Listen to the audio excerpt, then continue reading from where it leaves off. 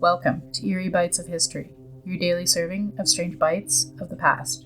Today, we have a mysterious space mission, 2 dead men in lead masks, and a cardinal who became a feared warlord, all of which happened on August 17th. Let's begin. On August 17th, 1970, the Soviet Union launched Venera 7, a space probe with a daring and dangerous mission, becoming the first spacecraft to successfully land on another planet and transmit data back to Earth. Its destination was Venus, a world cloaked in mystery, wrapped in thick clouds that no telescope could penetrate. At the time, scientists knew little about the planet's surface, only that it might be extremely hot and under crushing atmospheric pressure. The Venera 7 was engineered like a tank, with reinforced shielding to withstand up to 500 degrees Celsius and pressure nearly 100 times greater than Earth's. The spacecraft traveled for almost 4 months through the cold emptiness of space before hitting Venus's atmosphere at incredible speeds. It descended by parachute, but something went wrong. The parachute partially failed, causing a hard landing. Most spacecrafts would have died instantly under such conditions, yet it survived, managing to send back 23 minutes of faint, scratchy signals. Those signals confirmed what some feared.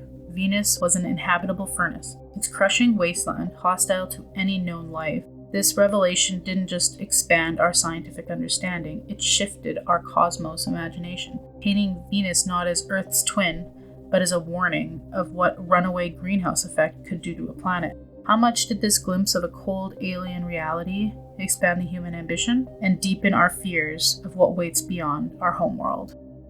On August 17th, 1966, 2 Brazilian electronic technicians were last seen alive leaving their hometown. They told their family they were going to buy materials for work, but instead they traveled over 200 miles to Niterói, carrying strange items, raincoats, bottles of water, and most bizarre of all, lead masks that completely covered their eyes, the kind used to shield from dangerous radiation. 3 days later, their bodies were discovered on the grassy slopes of Beatum Hill. Both men lay side by side, still wearing raincoats, with the lead masks placed over their face. There was no sign of struggle, no injury, and no evidence of poison, only a slip of paper with cryptic instructions.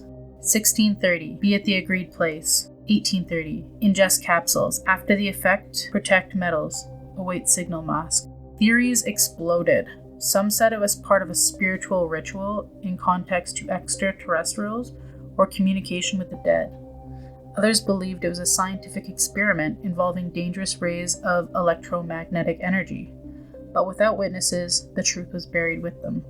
To this day, the lead mask cases remains one of Brazil's most enduring unsolved mysteries, a strange intersection of science, faith, and death that offered no clear answers.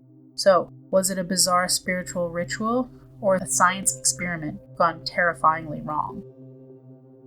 On August 17, 1496, Cesare Borgia, the brilliant and ruthless son of Pope Alexander VI, made a shocking decision that sent ripples through the halls of power in Renaissance Europe. He resigned his position as Cardinal of the Catholic Church. This was no simple act of stepping down from a religious duty. In the political world of the late 15th century, being a cardinal meant influence, protection, and the ability to wield the church's authority like a weapon. For Cesare, to walk away from that meant he had something far more ambitious in mind. Historians believe his resignation was part of a grand strategy, freeing himself from the vows and restrictions of clerical life so he could pursue power, military command, and a marriage of alliances. This was an era of Italian wars where kingdoms rose and fell by sword, and Cesare saw himself not as a priest but as a conqueror. Soon after, he would marry into French nobility, take command of armies, and begin carving out his own state in central Italy through intimidation, intrigue, and calculated violence. His rise would be dangerous as it was rapid. The same web of alliances and betrayals that lifted him would later strangle his ambition. What power plays lurked behind his resignation? And in the moment of triumph, did he already sense the shadows of the fall that awaited him? Like your history snack size? Drop us a comment with your favorite bite and subscribe. Join us daily for your eerie dose of the past.